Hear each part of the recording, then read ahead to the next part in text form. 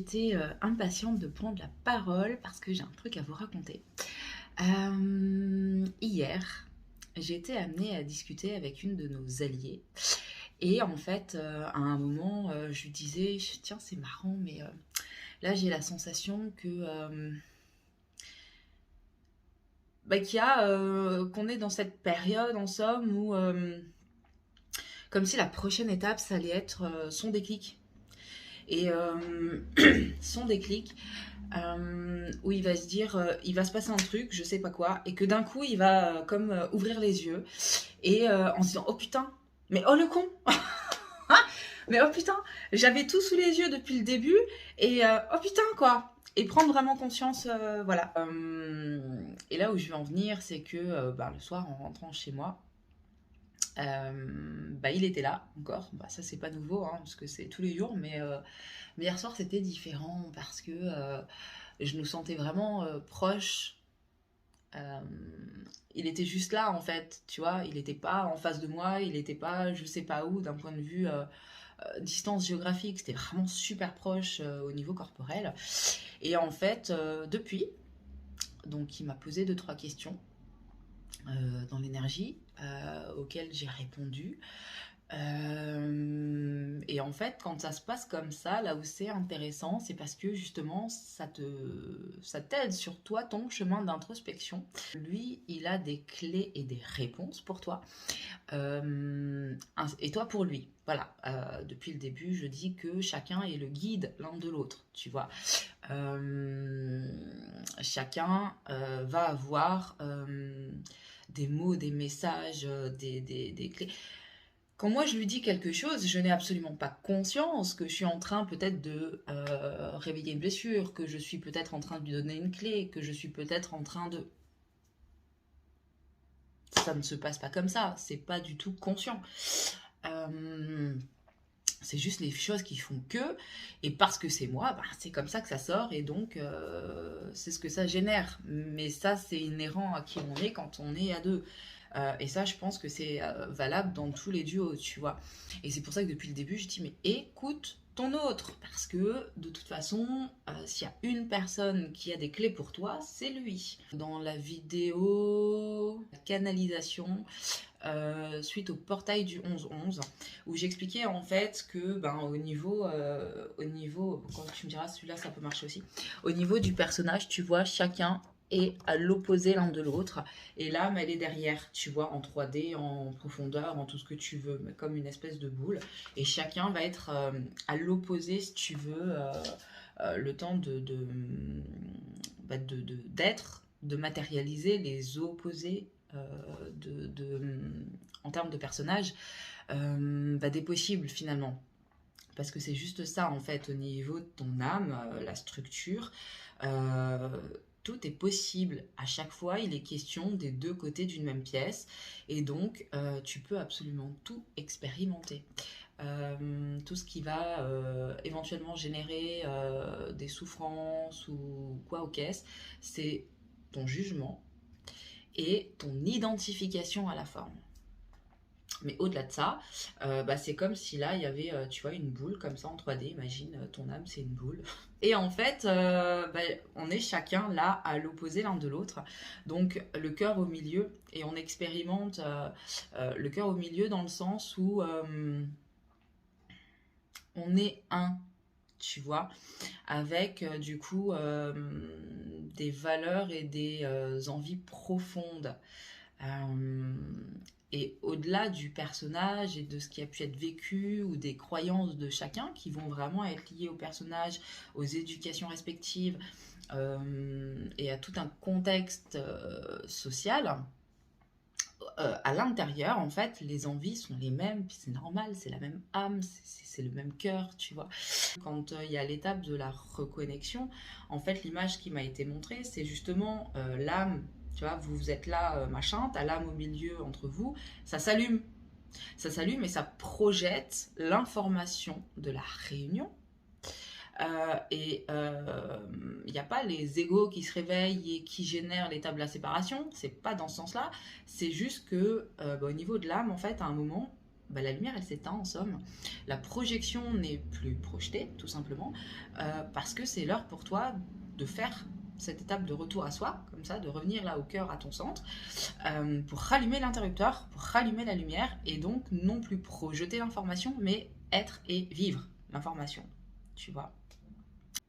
Et donc hier, j'ai cette fameuse discussion avec elle, et c'est marrant, hein, parce que les choses s'enchaînent quand même assez...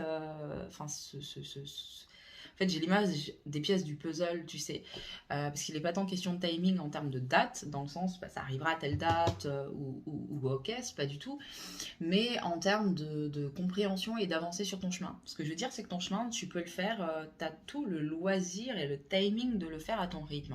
S'il te faut 10 jours, c'est très bien, quoique... Hein on n'est pas encore là. Par contre, s'il te faut 10 ans, voire 10 vies, c'est ok aussi, tu vois, il n'y aura jamais personne qui va venir te juger autrement que toi, je veux dire. Quant à cette...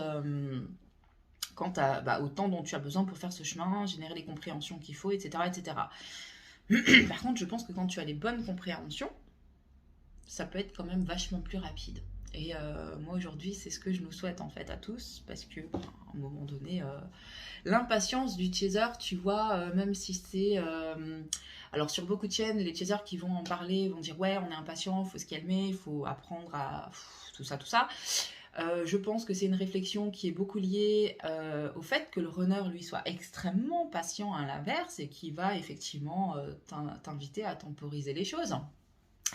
Et bah, je pense que c'est toujours pareil, hein, un juste milieu peut-être à trouver. Peut-être que nous, on est trop dans l'impatience quand eux sont trop dans la patience, qui va engendrer une certaine forme d'inertie. Moi aujourd'hui par rapport à tout ça, parce que bah, évidemment moi je l'ai fait, essayer de me calmer, tout ça, tout ça. Et en même temps je me dis que cette impatience justement c'est aussi un moteur pour nous chasers, parce que c'est ce qui va nous donner la force et le courage d'avancer et de faire le job, tu vois, pour justement pas que ça prenne 10 ans voire 10 vies. Premier message. Et le deuxième, c'est justement par rapport à cet échange de hier, ou en rentrant chez moi, donc comme je le disais, je le sentais proche. On a échangé ensemble, ça m'a ramené à certains moments où on se voyait, où on s'est vu, et, euh, et même pas que, parce que à un moment donné, il m'a aussi ramené à une info que j'ai eue avant notre rencontre, par le biais d'un rêve ou suite à un rêve. Mais en tout cas, depuis, au niveau des visualisations que j'ai, en fait, si tu veux, et ça, je pense que c'est pareil pour à peu près tout le monde, c'est quand tu penses à lui, tu as envie de ta réunion et c'est ce que tu vas voir. C'est des infos que tu vas capter. Si tu as des capacités de visualisation, c'est ce que tu vas voir. Ou essayer d'avoir des infos et essayer de voir comment vous allez vous réunir, comment ça va se passer, est-ce que tu arrives à choper l'information de dans quel lieu, quel moment, voilà. Mais concernant les retrouvailles, la réunion et la mise en forme du couple, tu vois. Hier, ce que j'ai vu, c'était plus ça. C'était les informations concernant l'organisation du quotidien. On fait le job, ça fait pour certains plusieurs mois, plusieurs années. On a cette impatience de le retrouver, d'être ensemble, etc. Mais quand ça se rapproche, les grandes gueules là, ouais, voilà, soyons honnêtes, il y a aussi à un moment donné une part de nous qui a la trouille. Certainement que ça se passe mal, certainement que de se rendre compte que le job n'est pas fini, certainement que ça réveille de nouvelles informations à nettoyer. Enfin, je veux dire, voilà, soyons honnêtes, je pense que s'il y a énormément de réunions qui ne se font pas aujourd'hui, c'est aussi parce que le chaser, lui, vient se mettre des bâtons dans les roues tout seul en alimentant ce type de peur. À peu près 10 jours de mémoire. J'ai fait une vidéo, c'est la numéro 33 qui s'appelle Quand le runner risque de se prendre une claque en pleine gueule, un truc comme ça. Et en fait, l'image que j'ai eue, ça a été je lâche. Moi, ce que j'ai appelé, ou en tout cas, pour moi, je fais le lien, où ça fait référence à cette étape du grand lâcher-prise dont il est question là. de tout lâcher. Et du coup, ben, ton autre en face, lui, va récupérer toutes les informations comme ça. Et c'est vrai que l'image que j'ai eue, le titre est un peu waouh, mais en même temps, c'est vraiment l'image que j'ai eue parce que j'ai vu une corde. Et en même temps, au niveau de la sensation, c'était quelque chose d'assez élastique que tu sais quand tu lâches, bah, forcément vu qu'il y a des tensions, des résistances des deux côtés le temps du chemin, et ben à un moment si tu lâches un côté forcément l'autre voilà. Et donc j'ai lâché. Et à la suite de ça, quelques jours plus tard, bah, du coup, pareil, en 5D, j'ai mon autre qui me dit, mais est-ce que tu es prêt à me voir? Est-ce que tu es prête à être avec moi? Et là, je me suis posée et j'ai pris conscience que tout ce chemin, je l'avais fait parce que j'avais envie d'être avec lui, que je le voyais comme une carotte, clairement, comme une espèce de force justement qui va entraîner, qui va permettre de faire le taf. Et tout ça c'est ok, mais effectivement arrive à un moment donné où il est intéressant peut-être aussi de se poser la question, mais est-ce que tu es vraiment prêt à être avec lui? Parce que tout ce chemin, ça va générer une certaine dynamique en toi, dans ta vie. À un moment donné, tu sais que c'est pour toi, que c'est pour ton bien-être, que c'est plein de choses. Le fait est que tu en arrives à un stade où tu as accepté, tu lâches prise, tu es vraiment dans cet état, alors certainement que ça va faire référence à l'état de complétude dont il est question, mais à un moment, moi j'ai envie de te poser la question, est-ce que tu es prêt à être avec lui? Parce que de projeter, de visualiser la réunion concrètement, c'est ok, je pense qu'on y passe tous. Au-delà de ça, il y a tout le reste de ta vie, avec tout ce qui est quotidien et organisation et quotidien, ouais, vraiment, parce que je pense que ça, c'est peut-être aussi comme une étape, finalement, je vois ça comme une étape. Alors une de plus, bah oui et non, puisqu'on est, on n'est plus sur le chemin de retour à soi. À ce moment-là, on est ensemble et c'est une étape, le temps de poser les choses dans la matière pour enfin passer à l'étape suivante qui, à mon sens, est la vie de rêve. Par rapport aux informations que j'ai eues et que j'ai partagées dans la vidéo, nouveau regard sur les étapes, un truc comme ça. Si ça t'intéresse, je te laisse visiter ma chaîne. D'ailleurs, ça me fait penser, tu connais la chanson, mais merci euh, pour t'abonner, activer la petite cloche, liker, partager, tout ça, tout ça. Bah, parce que du coup, c'est comme ça que ça fonctionne. C'est ce qui me permet de faire vivre ma chaîne. Pareil, si t'es inspiré pour les dons PayPal, voilà, dans un but d'équilibre énergétique, j'ai un petit bouton, la bannière sur la page YouTube, pardon. Voilà, donc si jamais, merci pour vos soutiens parce que c'est précieux et c'est important. Voilà, moi ça me permet de continuer à faire les transmissions. Cela étant dit, un moment qui m'a posé la question et qui me disait mais est-ce que tu es prête à ce qu'on soit ensemble? Et là j'ai tout envisagé en fait. Je me suis dit est-ce que je suis prête à être avec lui? Et je me suis imaginée dans un quotidien potentiel. Alors évidemment, hein, ce qui va arriver, c'est jamais ce que tu penses. Ça, on est parfaitement au fait là-dessus. Mais ça permet quand même, je pense, à un moment de savoir aussi s'auto-analyser. À ce moment-là, j'ai envisagé les 3 réponses possibles. La première, c'est oui, je suis prête. Et en me positionnant dans le oui, je suis prête, j'ai laissé venir à moi les images pour savoir si je l'étais vraiment. C'est-à-dire des images de situations potentielles qui pourraient se manifester et au niveau de moi, ce que je ressentais, mes réactions possibles dans ce cas-là. Et puis là, tu es simplement honnête avec toi-même. Bah oui, effectivement, je le suis. Ou ah bah finalement, peut-être que non, tu vois. Deuxième hypothèse, c'était non, je me sens pas prête, non. Et là, tu te rends compte que c'est la trouille qui parle. Et là, tu dis bon, il y a encore du taf à faire, du chemin, de l'information, de peur à libérer, etc. C'est l'auto-saboteur. Et à ce moment-là, pareil, tu creuses et tu vas voir à quel niveau tu t'auto-sabotes. Et pourquoi, et qu'est-ce qui se passe. Mais c'est forcément lié à la peur, voilà. Et puis, moi, à ce moment-là, finalement, j'ai opté pour la troisième possibilité et je lui ai littéralement dit, je ne sais pas. Je ne sais pas si je suis prête ou pas. Je suis aujourd'hui incapable de le savoir parce que je pense que j'ai justement cette honnêteté avec moi-même de me dire que je ne sais pas comment je réagirai parce que je sais qu'au niveau des visualisations, ce sont des potentiels, des possibilités, mais qu'on ne vit jamais ce qu'on imagine. Et j'ai conscience que de toute façon, si j'ai encore des trucs à libérer, à nettoyer dessous, et ben c'est mon inconscient qui va prendre la main à l'instant T. Et en ça, les projections, c'est compliqué. Donc ça aide quand tu es sur ce job parce que ça peut te donner de grosses indications quant à ce que tu as encore à faire. Et en même temps, vu que ce ne sont que des possibilités, et que c'est l'inconscient qui prend la main à l'instant T, eh ben, tu peux jamais savoir d'avance. Et donc, je lui ai, comme dit, répondu que je ne savais pas. Je ne savais pas, que j'espérais, que j'en avais envie, mais que je ne savais pas. Voilà, tout simplement.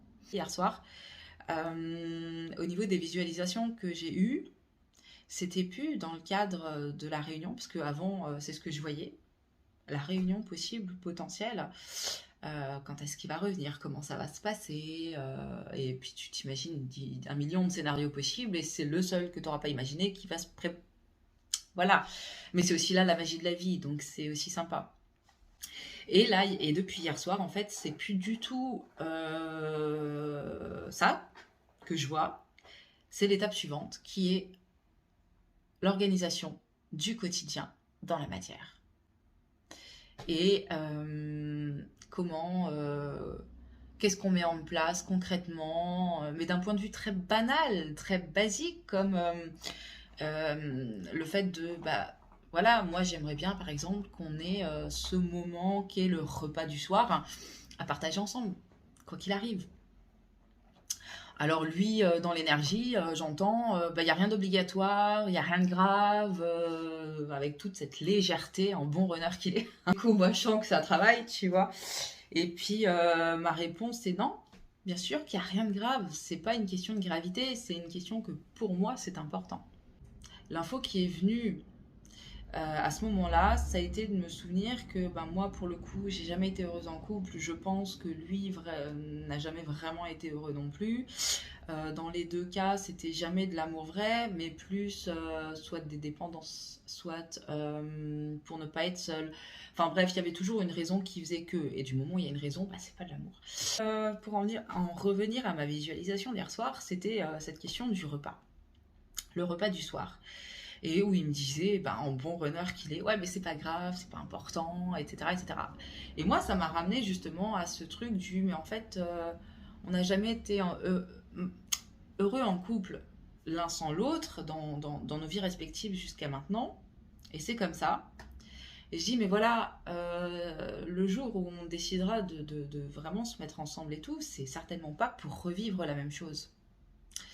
T'habites pas avec quelqu'un juste pour pas être seul ou voilà, il faut vraiment que ce soit un choix d'avoir envie de partager et de créer du lien équilibré, sain, harmonieux, avec cette envie et cette volonté de partage et d'être vraiment dans ce qu'on appelle le couple conscient, tu vois. Donc non, effectivement, si on mange pas ensemble, dans l'absolu, il n'y a rien de grave. Mais moi, j'ai pas envie de vivre avec toi pour revivre ça. Et le fait est que, d'un point de vue purement humain, et ça depuis a priori la nuit des temps, c'est que le moment du repas, c'est le moment du partage, c'est le moment où tu te retrouves, où tu peux parler de ta journée, de ce qui va, de ce qui va pas, c'est là où tu partages les choses, où tu dis les choses, voilà. Et donc c'est en cela que ce moment en particulier fait que c'est important. Après, est-ce que c'est juste, est-ce que ça ne l'est pas d'un point de vue énergétique? Est-ce qu'on est sur de la mémoire sociale par rapport à notre planète Terre? Certainement. Et à un moment donné, c'est pas grave et on s'en fiche. Pour autant, ça fonctionne comme ça. Et ben, on a aussi le droit d'avoir envie de vivre ce genre de choses qui sont purement terrestres, parce que finalement, on est ici et maintenant dans la matière, et donc pour vivre les choses, tu vois. Tout n'est pas à jeter en fait de l'incarnation, c'est ça que j'essaye de dire. Au contraire même. L'idée c'est plutôt d'apprendre à aimer l'incarnation. Et donc voilà, il y avait ce delta encore entre les différences extrêmes des deux personnages. Et bah, l'idée c'est vraiment d'apprendre à s'écouter mutuellement. Euh, Quand bien même il n'y a que toi qui peux te rendre heureux, l'autre peut pas le deviner à ta place, peut pas faire les choses à ta place, ce genre de choses c'est ok. Mais quand tu es à deux, ben, il y a aussi cette notion du j'ai choisi d'être à deux. Et donc la dynamique à ce moment-là fait que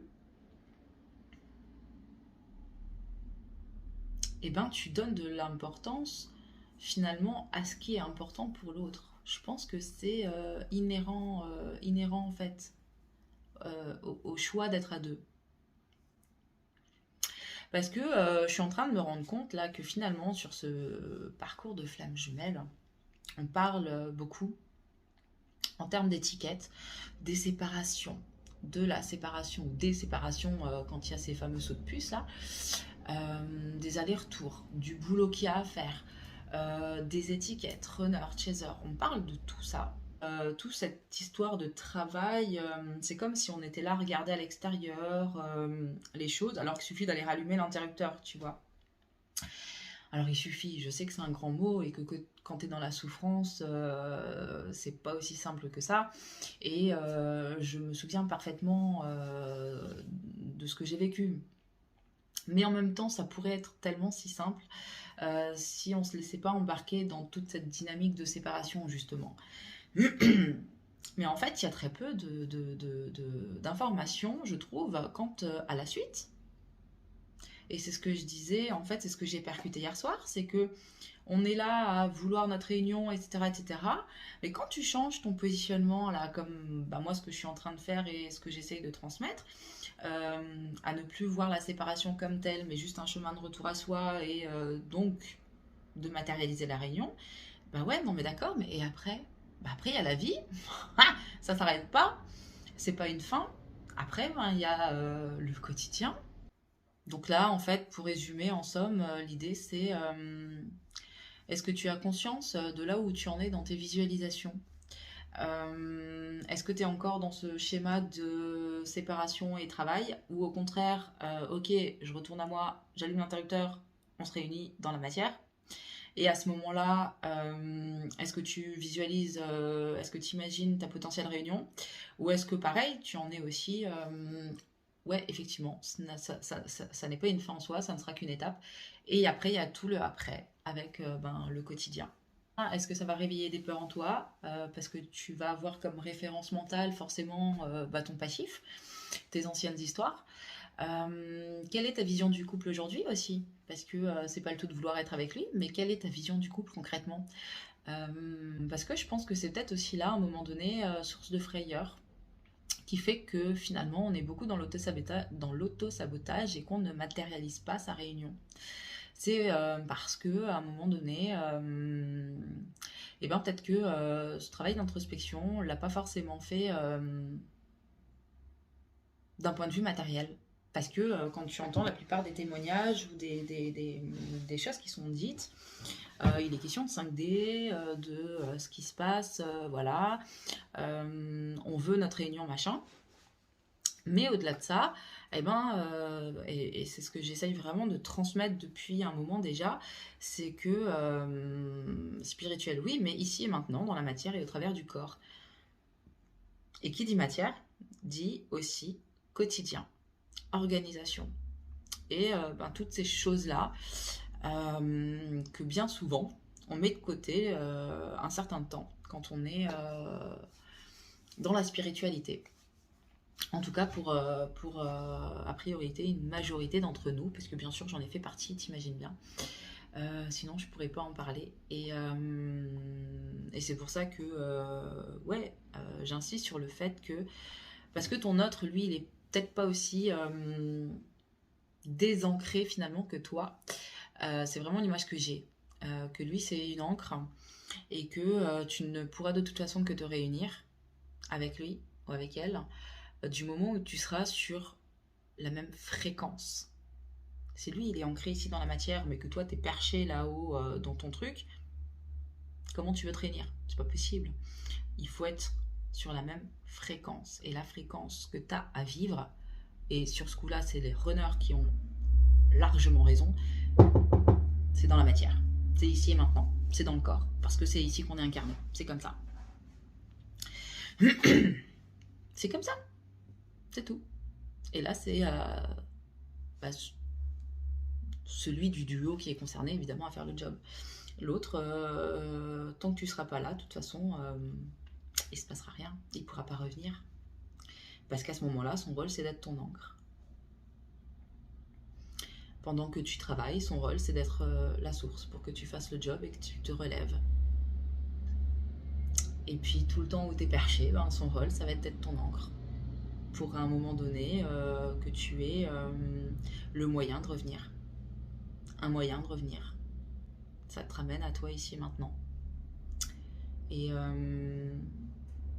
par rapport aux informations que j'ai pu avoir depuis quelques années que je suis sur ce chemin-là, ben, aujourd'hui j'en suis arrivée à ces conclusions-là. Je me rends compte à quel point c'est logique. C'est logique. Tu ne peux matérialiser que ce à quoi tu es aligné au niveau fréquentiel. Si tu es... je sais pas dans quelle sphère. Alors ouais, il y a de l'info, ouais, il y a énormément de choses. C'est juste extraordinaire de pouvoir y accéder parce que tu peux faire énormément de choses et c'est ok. Mais quoi qu'il en soit, il faut absolument trouver le moyen de revenir dans le corps.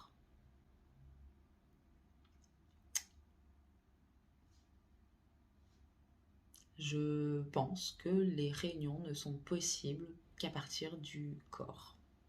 Parce que finalement, c'est l'image que j'ai là, tu vois, c'est l'iceberg. 10% de visible, 90% d'invisible. Et en fait, quand tu es dans l'astral, dans la 5D, dans toutes ces sphères-là, tu es dans les 90 d'invisible. Alors, à ça de ton corps ou à l'opposé, hein. Ça, c'est toi qui vois. Mais et puis, de toute façon, tu peux aller n'importe où, c'est ok. Mais quoi qu'il en soit, la réunion, on parle du duo matérialisé. Matérialisé, donc visible. Donc, la réunion des deux parties visibles. C'est le corps. Et pour ça, j'ai fait une vidéo au début de la chaîne. Hein, elle s'appelle Ancrage. Regarde, c'est peut-être la numéro 10, la numéro 11, un truc comme ça. Ancrage. Elle est très courte. Et en fait, très très vite, je rentre... bon, au pire, comme dit, elle est très courte. Donc tu remets au début et tu fais l'exercice. Mais c'est très simple en fait. Et juste, tu rentres dans ton corps. Voilà. Que là, j'ai... une espèce d'excitation en fait à me dire que bah ouais en fait il y a d'autres étapes encore qui va être ben, l'organisation mais du coup la vie à deux et je reconnais que ça m'intrigue un peu et que j'ai une espèce ouais, d'excitation alors certes parce que ça veut dire qu'on est enfin ensemble certes mais c'est aussi moi pour moi aujourd'hui ça va être alors j'ai de la peur en me disant va vraiment falloir que je sois vigilante pour ne pas reproduire les vieux schémas du passé déjà et puis ensuite beaucoup d'excitation par rapport au fait que ben vu que j'ai beaucoup changé, évolué par rapport à ne serait-ce que ma dernière relation, ce qui est tout à fait logique avec tout ce travail, ce chemin, etc. Impatiente aussi de voir et de découvrir qui je suis quand je suis à deux et principalement avec lui forcément. Voilà. Ma foi, surprise. C'est parfait. Je vous laisse là-dessus et puis bah je vous dis à très vite. Salut.